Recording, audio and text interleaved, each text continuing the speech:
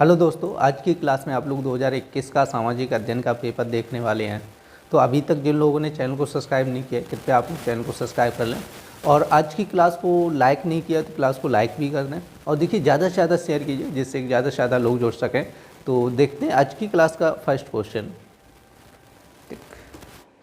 तो देखिए आज की क्लास का फर्स्ट क्वेश्चन कह रहा है हरिशेर किसके दरबारी कवि थे। ठीक है, आपके ऑप्शन दिए गए अकबर, चंद्रगुप्त प्रथम, कह रहा है चंद्रगुप्त द्वितीय, समुद्रगुप्त। ठीक है, तो आपका करेक्ट आंसर हो जाएगा समुद्रगुप्त। क्लियर नहीं। देखो नेक्स्ट क्वेश्चन कह रहा है आपका इंडिका की रचना किसने की। आपके ऑप्शन दिए हुइनसांग, मेगास्थनीज, फायान, कौटिल्य। और देखिए आप लोग ध्यान रखें जो इंडिका की रचना आपकी है ना इम्पॉर्टेंट है। ठीक है, इंडिका की रचना मतलब इंडिका की रचना किसने की, बहुत इंपॉर्टेंट क्वेश्चन है, कई बार आपके एग्जाम में पूछा गया है और आप लोगों को पता होगा इसका आंसर हो जाए मेगास्थनीज। ठीक है, और मेगास्थनीज क्या था, सेल्यूकस निकेटर का राजदूत था। ठीक है, सेल्यूकस निकेटर का क्या था, राजदूत था और जो क्या था चंद्रगुप्त मौर्य के दरबार में रहता था। ठीक है, आप लोग ध्यान रखें चंद्रगुप्त मौर्य के दरबार में रहता, क्योंकि सेल्यूकस निकेटर ने भेजा था और कहाँ पे चंद्रगुप्त मौर्य के दरबार में रहता था। ठीक है, देखिए नेक्स्ट क्वेश्चन कह रहे हैं चतुर्भुज मंदिर कहाँ स्थित है। तो आपके ऑप्शन दिए अजंता, कालिंजर, कौशाम्बी, खजुराहो। तो आपका आंसर हो जाएगा ठीक है खजुराहो। ठीक है, नेक्स्ट क्वेश्चन कह रहे हैं कि पत्र मुद्रा के प्रकार हैं, कह रहे हैं चेक, हुंडी, बॉन्ड, उपरोक्त सभी। तो देखो पत्र मुद्रा की बात कर रहा है। ठीक है, तो आपके हो जाएंगे उपरोक्त सभी, करेक्ट आंसर हो जाएगा। ठीक है, जैसे पत्र मुद्रा का मतलब होता है जैसे आपकी चेक दी जाती है ना, चेक में क्या होता है पैसे भर दिए जाते हैं। ठीक है, तो एक कागज़ होता है उसमें भर दिए जाते हैं, उसको बैंक में जमा करते हैं, पैसा मिल जाता है। ठीक है, इसी तरह ये तीनों चीज़ें हैं। ठीक है, चेक, हुंडी, बॉन्ड। ठीक है, ये तीनों चीज़ें उसी तरह की हैं और आपकी क्लास में आपको समझा चुके हैं हुंडी वगैरह के बारे में, जैसे हुंडी, बॉन्ड, चेक क्या होता है, सारी चीज़ें बता चुके हैं। ठीक है, जो पहली बार क्लास देख रहे हैं तो आप सबसे पहले पीछे की क्लास से देखिएगा। ठीक है, तो आपको सारी चीज़ें क्लियर हो जाएंगी। देखिए नेक्स्ट क्वेश्चन कह रहे हैं कि भारतीय अर्थव्यवस्था के समक्ष कह रहे प्रमुख चुनौतियां हैं, कह रहे जनसंख्या वृद्धि, बेरोजगारी, कृषि की दयनीय स्थिति, उपरोक्त सभी। तो आपका करेक्ट आंसर हो जाएगा ठीक है उपरोक्त सभी। क्लियर नहीं। अब देखो नेक्स्ट क्वेश्चन कह रहे हैं कि देवनागरी लिपि में कह रहे हिंदी संघ की राजभाषा हो, कह रहे संविधान की किस धारा में बताया गया कि हिंदी संघ की राजभाषा हो। ठीक है, आपके ऑप्शन दिए धारा 343, कह रहे कि धारा 340, धारा 349, कह रहे धारा 350। ठीक है, तो आप लोग ध्यान रखें धारा 343 हो जाएगा। देखिए नेक्स्ट क्वेश्चन कह रहा है शिक्षा संविधान की किस अनुसूची का विषय है। आपके ऑप्शन दिए कह रहे हैं केंद्र सूची, राज्य सूची, समवर्ती सूची, कह रहे उपरोक्त में से कोई नहीं। ठीक है, तो आपका आंसर हो जाएगा समवर्ती सूची। अब देखो नेक्स्ट क्वेश्चन कह रहा है कि उपभोक्ता जागरूकता की प्रमुख विशेषताएं हैं, कह रहे हैं कि सूचनाओं का ज्ञान, तार्किक सोच, क्रियाशीलता, उपरोक्त सभी। तो आपका करेक्ट हो जाएगा उपरोक्त सभी, क्योंकि उपभोक्ता जागरूकता की प्रमुख विशेषताओं की बात कर रहा है। तो देखो सूचनाओं का ज्ञान होना चाहिए जो भी उपभोक्ता है और तार्किक लॉजिकल सोच होनी चाहिए। नेक्स्ट कह रहे हैं क्रियाशील, तो ये भी आपका करेक्ट, तो करेक्ट आंसर हो जाएगा देखो उपरोक्त सभी। ठीक है, तीनों की तीनों आपके सही है। देखिए नेक्स्ट क्वेश्चन कह रहे हैं पृथ्वी को कितने गोलार्ध में बांटा गया है। तो आप लोग ध्यान रखते हैं, देखो कई बार आप लोगों को बता चुका हूँ। ठीक है, पृथ्वी को आपका देखो ये एक बीच में जो लाइन खींची जाती है इसको बोलते हैं भूमध्य रेखा। क्या बोलते हैं, भूमध्य रेखा। ठीक है, भूमध्य मतलब पृथ्वी के बीच की लाइन। ठीक है, रेखा, इसको भूमध्य रेखा बोला जाता है। तो पृथ्वी के कितने भाग हो गए, दो भाग हो गए, एक तो ऊपर हो गया, एक नीचे हो गया। ऊपर वाले को बोला जाता है उत्तरी गोलार्ध। ठीक है, क्या बोला जाता है उत्तरी गोलार्ध। नीचे वाले को बोला जाता है दक्षिणी गोलार्ध। ठीक है, आप लोग धर गए, तो इसमें कितने भाग हो गए, दो हो गए। तो आपका करेक्ट आंसर हो जाएगा पृथ्वी कितने भागों में बांटे गए, दो भागों में बांटे गए। ठीक है, नेक्स्ट क्वेश्चन कह रहा है कि भारत में सर्वाधिक वर्षा वाला स्थान है। ऑप्शन दिए चेरापूंजी, मानेसराम, मेघालय, केरल। तो आपका करेक्ट आंसर हो जाएगा मानेसराम। देखिए नेक्स्ट क्वेश्चन क्या है हरिकेन, विली विली, टाइफून आदि प्रकार हैं। तो आप लोग देख रहे हैं प्रति चक्रवात, कह रहे हैं तूफान, चक्रवात, ठंडी धारा। तो आपका आंसर हो जाएगा, तो हरिकेन जो होता है ना वो क्या होता है, चक्रवात होता है। ठीक है, नेक्स्ट क्वेश्चन है वायुमंडल में सर्वाधिक मात्रा पाई जाने वाली गैस है। ये भी आपका इंपॉर्टेंट है। ठीक है, 2-3 बार आपका पूछा जा चुका है। तो देखो ऑप्शन दिए oxygen, hydrogen, nitrogen, carbon dioxide. तो सबसे अधिक की बात करेंगे तो नाइट्रोजन हो जाएगी। ठीक है, जिसका परसेंटेज कितना है 78%। दूसरे नंबर पर ऑक्सीजन है 21%। ठीक है, देखिए नेक्स्ट क्वेश्चन कह रहे हैं सूर्य के प्रकाश को पृथ्वी तक पहुंचने में कह रहे हैं समय लगता है। आपके ऑप्शन दिए 5 मिनट 8 सेकेंड, कह रहे हैं 6 मिनट 3 सेकेंड, कह रहे हैं कि 4 मिनट 3 सेकेंड, कह रहे हैं 8 मिनट 3 सेकेंड। तो आपका देखो करेक्ट आंसर जो होगा आपका 8 मिनट 20 सेकेंड का समय लगता है। ठीक है, आप लोग देख रहे हैं 8 मिनट 20 सेकेंड का समय लगता है सूर्य के प्रकाश को पृथ्वी तक आने में। ठीक है, तो आपका देखो 8 मिनट 20 सेकेंड तो कोई भी ऑप्शन नहीं दिया गया, तो आप लगभग ये 8 मिनट 3 सेकेंड, ठीक है, इसके हिसाब से देखा जा सकता है, करेक्ट हो सकता है। ठीक है, देखिए नेक्स्ट क्वेश्चन कह रहा है दक्कन की लोमड़ी उपनाम से जाना जाता है। ऑप्शन दिए फतेह उल्लाह, इमाद शाह, इब्राहिम, कह रहे हैं कि बरौद उल मुल्क, फिरोज उल मुल्क। तो देखिए इस क्वेश्चन में आप लोग ध्यान रखते हैं कि ये जो ऑप्शन दिए एक भी ऑप्शन आपका सही नहीं है, क्योंकि आपका दक्कन की लोमड़ी बोला जाता है अमीर अली बरीद को। ठीक है, क्लियर नहीं, जो करेक्ट आंसर होगा, ठीक है, दक्कन की लोमड़ी किसको बोला जाता है, अमीर अली बरीद को बोला जाता है। कोई भी ऑप्शन आपका मैच नहीं हो रहा है। ठीक है, तो आप लोग ध्यान रखना है इस क्वेश्चन का। देखिए नेक्स्ट क्वेश्चन कह रहे हैं तराइन का युद्ध कब हुआ था। आपका कह रहे हैं 1192, 1195, 1191, 1194। ठीक है, तो आप लोग ध्यान रखना है, ये इंपॉर्टेंट क्वेश्चन है, ये भी कई बार आपका एग्जाम में पूछा जा चुका है। तो 1191 में हुआ था। ठीक है, और दो युद्ध हुए थे, एक तो 1191, दूसरा आपका 1192 में हुआ था। देखो तराइन में दो युद्ध हुए थे, 1191, 1192 में हुआ था। और देखो 1194 में एक युद्ध हुआ था, चंदावर का युद्ध, आप लोगों को कई बार बता चुका हूँ। ठीक है, चंदावर का युद्ध हुआ था, और ये हुआ था चंदावर का युद्ध आपका हुआ था। ठीक है, मोहम्मद गौरी और जयचंद के बीच में। ठीक है, किसके बीच में हुआ था, जयचंद जो कन्नौज के शासक थे। आप लोग रखें, ये हुआ था 1194। ठीक है, तराइन का प्रथम युद्ध 1191 और 1192 में दो युद्ध हुए थे। ठीक है, पहला 1191, दूसरा कब हुआ था, 1192 में हुआ था। ठीक है, देखो नेक्स्ट क्वेश्चन आपका कह रहा है हुइंशांग कौन था और एवं उसका जन्म कब हुआ था, आपसे क्वेश्चन पूछा गया है। तो आप लोग देखें हुइंशांग एक चीनी यात्री था, और कह रहे हैं ये हर्षवर्धन के शासनकाल में क्या हुआ था, भारत में आया था।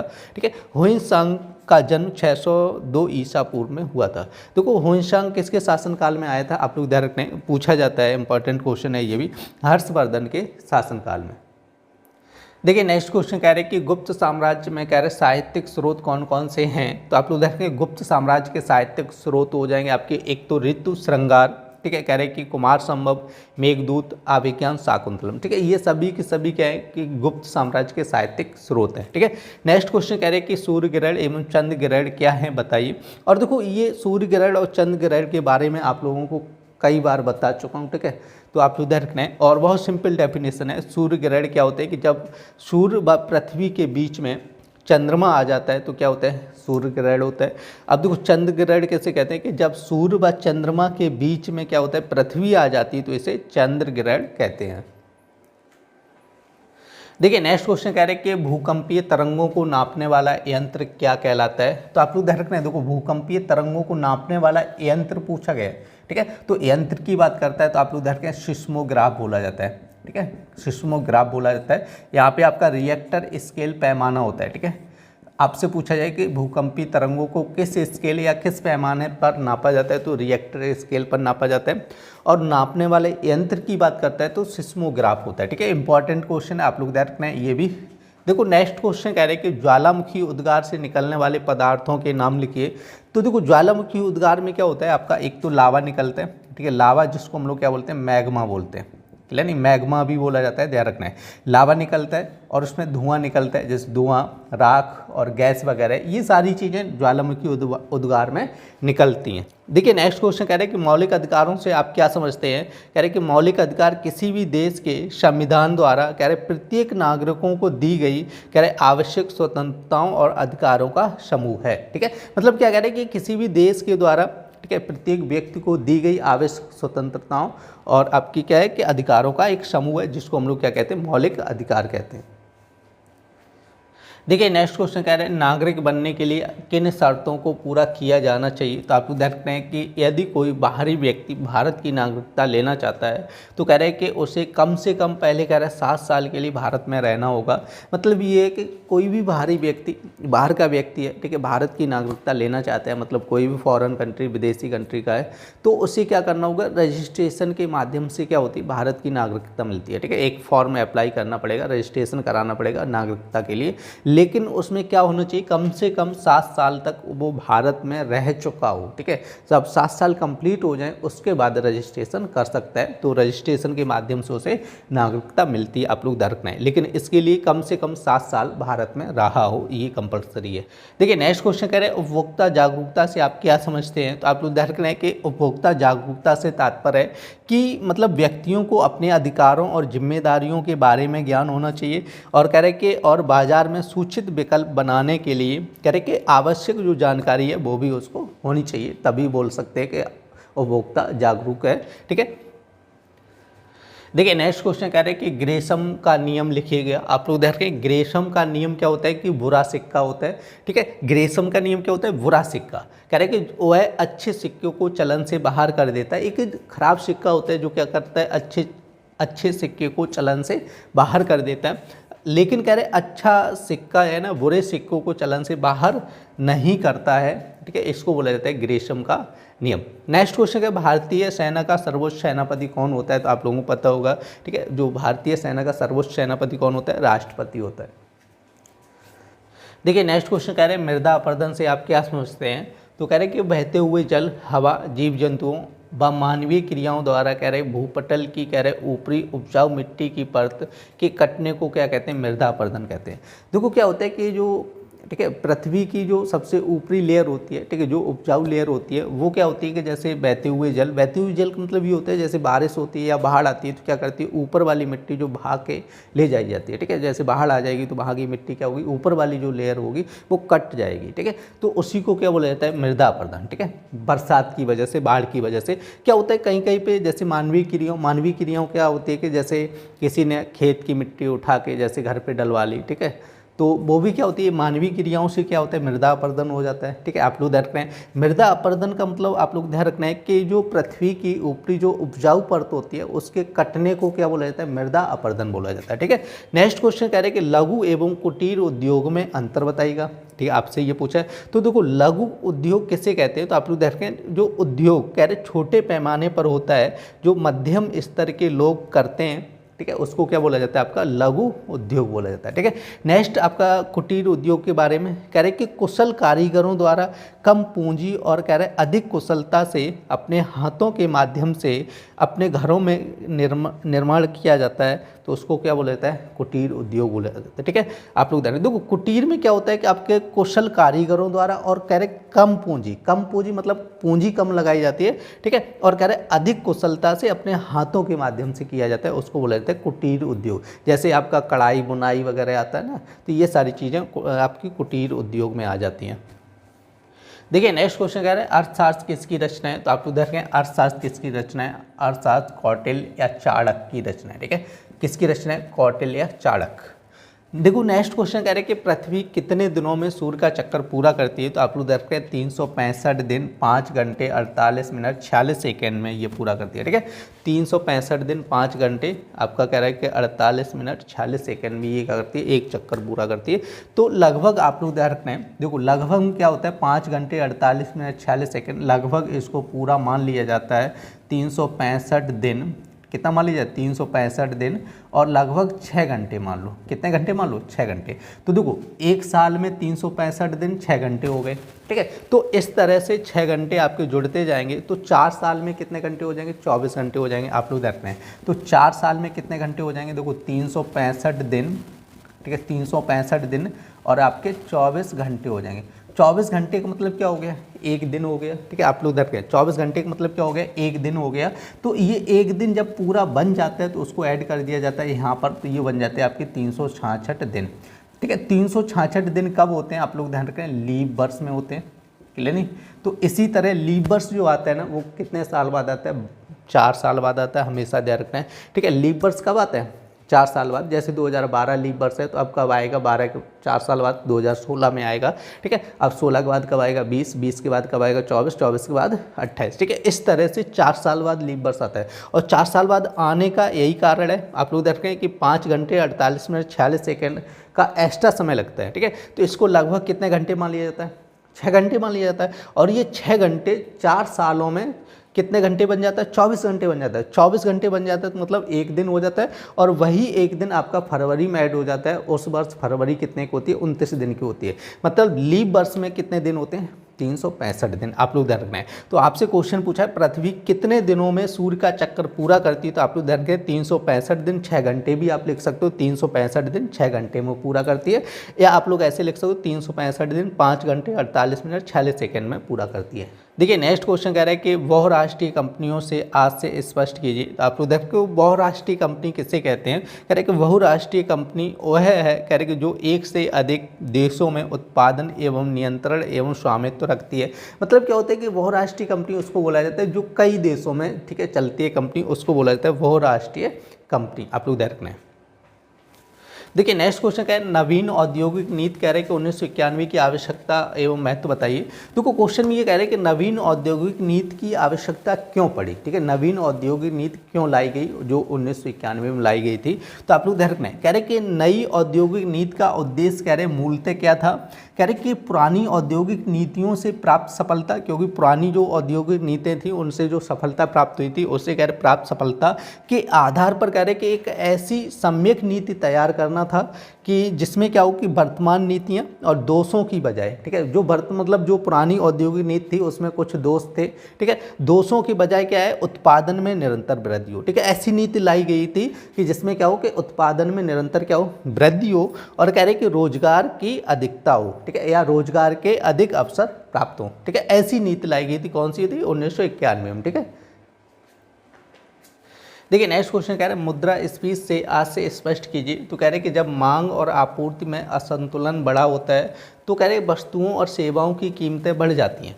देखो मांग और आपूर्ति मतलब ये होता है कि जैसे किसी भी चीज़ की मांग ज़्यादा हो, ठीक है, डिमांड ज़्यादा हो, और पूर्ति कम हो, ठीक है। पूर्ति कम का मतलब ये होता है कि जैसे किसी कंपनी में डिमांड आ रही है 100 की, ठीक है, क्या है कि लोगों की डिमांड है कि कोई प्रोडक्ट है जिसमें 100 की मांग चल रही है, और कंपनी जैसे आपको दे पा रही है 50 प्रोडक्ट एक महीने में दे पा रही है, और एक महीने में मान चलो डिमांड आ रही है 100 की।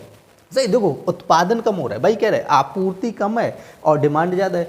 ऐसी कंडीशन आती है तो वहाँ पे क्या होती है वस्तुओं और सेवाओं की कीमतें क्या होती हैं बढ़ जाती हैं, ठीक है। क्या होती है कि फिर कंपनी क्या करेगी रेट बढ़ा देगी, क्योंकि डिमांड ज़्यादा आ रही है, पूर्ति हो नहीं पा रही है, तो रेट बढ़ा देगी, ऑटोमेटिक रेट बढ़ जाएंगे, ठीक है। जिसकी डिमांड ज़्यादा होगी और आपूर्ति कम होगी तो वहाँ पे क्या होते हैं मूल्य कीमतें बढ़ जाती है। तो कह रहे कि कीमतों में इस वृद्धि को ही क्या बोला जाता है मुद्रास्फीति बोला जाता है, ठीक है। आप लोग ध्यान रखें। देखो नेक्स्ट क्वेश्चन कह रहे हैं राज्य के नीति निर्देशक सिद्धांत से आप क्या समझते हैं। तो आप लोग ध्यान रखें राज्य के नीति निर्देशक सिद्धांत कह रहे हैं सामाजिक और आर्थिक समानता लाने के उद्देश्य से कह रहे संविधान में शामिल किया गया है, और कह रहे ये राज्यों को कह रहे कि लोगों की सामूहिक भलाई के लिए नीति और कानून बनाने के निर्देश देते हैं। देखो ये राज्यों को मतलब ये हो गया, ठीक है। देखो राज्यों को मतलब ये हो जाएगा जो आप जैसे आपका सांसद हो गया, विधायक हो गया, ठीक है, जो भी लोग हैं, ठीक है, सरकार में, ठीक है, जो भी सरकार के लोग हैं उनको कह रहे ना ये राज्यों को मतलब हो गया जो भी सरकार है, कह रहे कि ये सरकार को लोगों की सामूहिक भलाई के लिए नीति और कानून बनाने के निर्देश देता है, ठीक है। सरकार को ये निर्देश देता है लोगों की भलाई के लिए कोई ना कोई कानून बनाया जाए।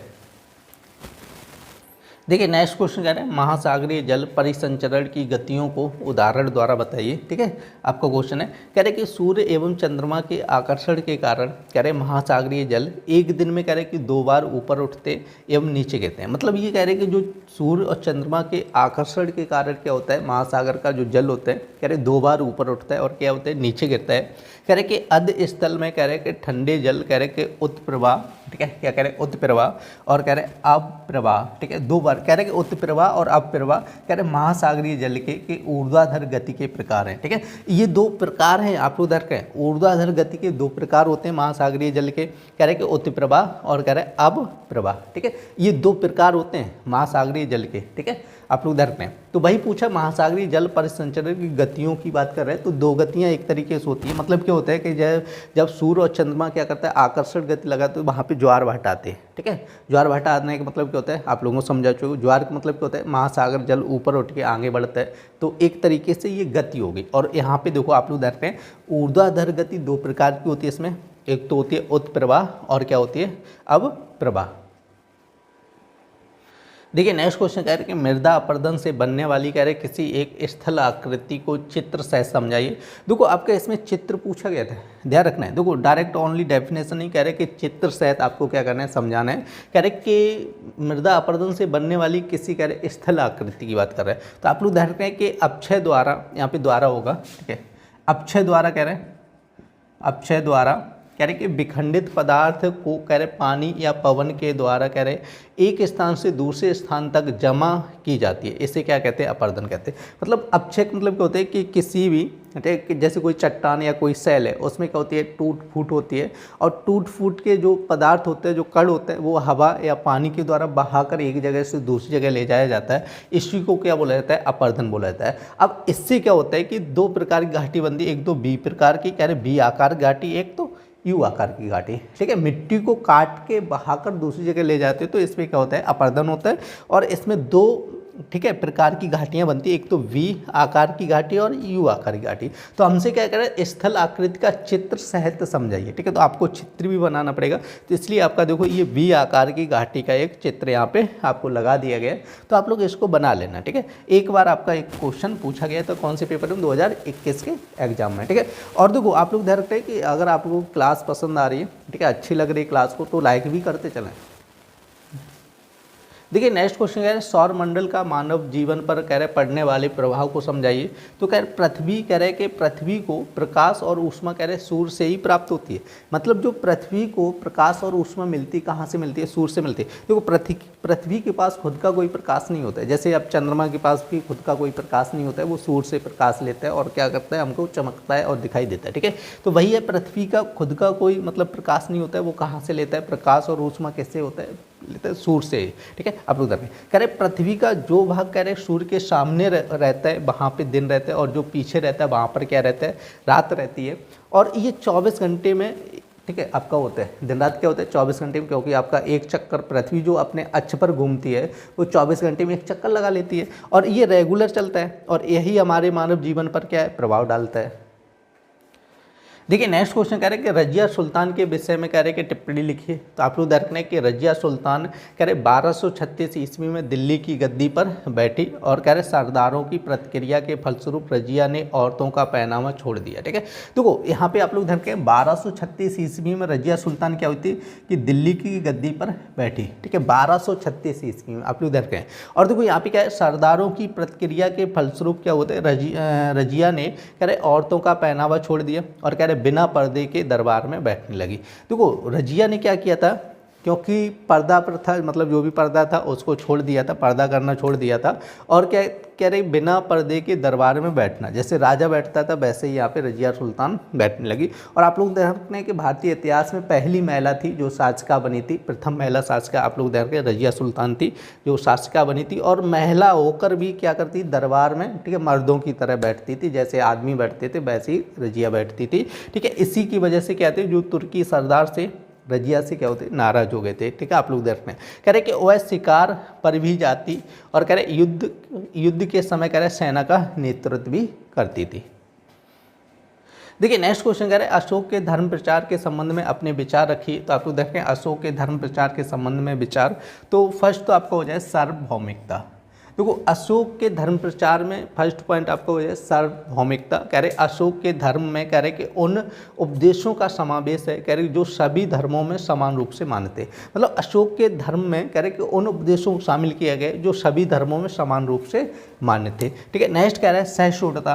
कह रहे कि सार्वभौम होने के कारण कह रहे कि इनमें सभी धर्मों के प्रति सम्मान कह रहे समान सम्मान था। ठीक है, कह रहे कि सभी धर्मों में क्या था, समान सम्मान था। कह रहे कि यह धर्म कह रहे वसुधैव कुटुंबकम, आप लोग देखते हैं वसुधैव कुटुंबकम के सिद्धांत पर अनुमोदन करता था। किसके सिद्धांत पर अनुमोदन करता था, वसुधैव कुटुंबकम, आप लोग ध्यान रखना है। ठीक है, नेक्स्ट आपका कह रहे अहिंसा। ठीक है, आप लोग ध्यान रखें, यहाँ पर आपका हो जाएगा अशोक हो जाएगा। ठीक है, थोड़ा मिस्टेक है। कह रहे कि अशोक का धर्म कह रहे कि अहिंसात्मक था। कह रहे कि जिसमें न केवल मनुष्यों वरन कह रहे पशुओं की हत्या निषेध थी। मतलब अशोक के शासनकाल में देखो मनुष्यों को तो छोड़ दो, पशुओं को भी हत्या नहीं होती थी। ठीक है, आप लोग ध्यान रखना है। कह रहे कि इस धर्म में कह रहे समस्त प्राणियों पर दया दिखाने का अनुरोध किया गया था। ठीक है, देखिए नेक्स्ट क्वेश्चन कह रहे हैं उदारीकरण के विषय में स्पष्ट कीजिए। तो आप लोग ध्यान रखें आर्थिक गतिविधियों कह रहे व्यापार और कह रहे व्यावसायिक संचालन पर कह रहे सरकारी विनियमन और कह रहे प्रतिबंधों को कम करना या हटाना उदारीकरण कहला रहे। ठीक है, आप लोग ध्यान रखें जैसे आर्थिक गतिविधियों और व्यापार में कह रहे कि जो सरकारी प्रतिबंध होते हैं, ठीक है, क्योंकि सरकार के द्वारा जो प्रतिबंध लगाए जाते हैं उनको कम करना या हटाना ही क्या कहलाता है, आपका उदारीकरण कहलाता है। देखिए नेक्स्ट क्वेश्चन कह रहे हैं पबने कितने प्रकार की होती हैं बताइए। तो आप लोग देख रहे हैं पबने 3 प्रकार की होती हैं। एक तो होता है स्थायी या प्रचलित पबने। ठीक है, फर्स्ट क्या हो जाता है, स्थायी या प्रचलित पबने। कह रहे कि ये पबने कह रहे कि महाद्वीपों तथा महासागर के वृहद क्षेत्र पर कह रहे वर्ष भर निश्चित दिशा में प्रवाहित होती हैं, इसलिए इनको क्या बोला जाता है, स्थायी पबने बोला जाता है। ठीक है, क्या कह रहे हैं कि वृहद मतलब बड़े क्षेत्र में कह रहे हैं वर्ष भर लगातार ऐसी चलती रहती हैं, इसलिए इनको क्या बोला जाता है, स्थायी पबने, परमानेंट मतलब पबने बोला जाता है। नेक्स्ट कह रहे हैं अस्थायी पबने या मौसमी पबने। देखो मौसमी पबने क्या होती है, जैसे मौसम बदलता है वैसे ही पवनों की दिशाएं बदल जाती हैं, इसलिए इनको क्या बोला जाता है, अस्थायी पवनें बोला जाता है। ठीक है, ये मतलब वर्ष भर रेगुलर एक ही दिशा में नहीं चलती हैं। ठीक है, जैसे मौसम चेंज हुआ तो इनकी भी डायरेक्शन चेंज हो जाती है। तो कह रहे कि मौसम या समय के परिवर्तन के साथ जिन पवनों की दिशा बिल्कुल उलट जाती है, जैसे मौसम चेंज हुआ या समय चेंज हुआ, मतलब मौसम और समय के परिवर्तन के साथ जिन पवनों की दिशा क्या होती है, बदल जाती है, उनको बोला जाता है अस्थायी पवनें या मौसमी पवनें। ठीक है, नेक्स्ट कह रहे हैं कि स्थानीय पवनें। क्या कह रहे हैं, स्थानीय पवनें। कह रहे कि यह पवनें कह रहे स्थानीय तापमान और कह रहे वायु दाब के अंतर के कारण कह रहे स्थानीय स्तर पर कह रहे विकसित होती हैं। ठीक है, जो कह रहे कि आपका तापमान और वायु दाब के कारण क्या होता है, आपकी कह रहे कारण स्थानीय स्तर पर क्या होती हैं, आपकी विकसित हो जाती हैं, तो इनको क्या बोला जाता है, स्थानीय पवनें बोला जाता है। और आप लोगों को बता चुका हूँ जो पवनें चलती हैं, ठीक है, आपकी उच्च वायुदाब से निम्न वायुदाब की ओर चलते हैं। ठीक है, आप लोग देखें निम्न वायुदाब की ओर चलते हैं। चलिए नहीं, अब देखो एक तरफ जैसे उच्च वायुदाब है, दूसरी तरफ निम्न वायुदाब है, तो हवा उच्च से किधर की तरफ जाएगी, निम्न वायुदाब की ओर जाएगी। ठीक है, तो वही कह रहा है आपका, कह रहे हैं कि तापमान और वायुदाब में अंतर के कारण क्या होता है, स्थानीय पवनें विकसित हो जाती हैं। ठीक है, देखिए आज की क्लास में आप लोगों ने सामाजिक अध्ययन के पेपर को देखा था। उम्मीद करते हैं आज की क्लास आप लोगों को पसंद आई होगी। यदि क्लास पसंद आई तो कृपया लाइक करें और देखिए ज़्यादा से ज़्यादा शेयर कीजिए, जिससे ज़्यादा से ज़्यादा लोग जुड़ सकें। फिर मिलते हैं ऐसी नेक्स्ट क्लास में, तब तक के लिए धन्यवाद।